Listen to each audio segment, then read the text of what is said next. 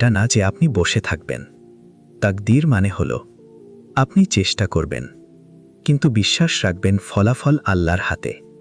আপনি হালাল পথে পরিশ্রম করবেন, আর আল্লাহ যা লিখে রেখেছেন সেটাই আপনার কাছে পৌঁছাবে। আর এই হাদিসের সবচেয়ে ভয়ঙ্কর অংশটা কি জানেন?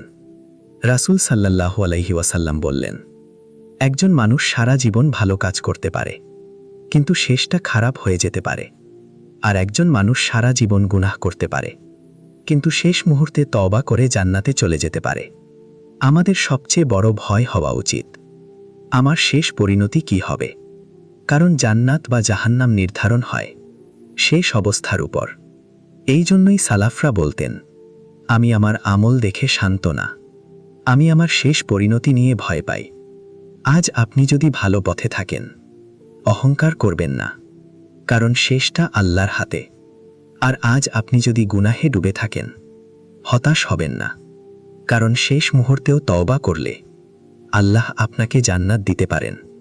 এই হাদিস আমাদের শেখায়, জীবনটা খেলনা না, শেষটা ভয়ঙ্কর গুরুত্বপূর্ণ।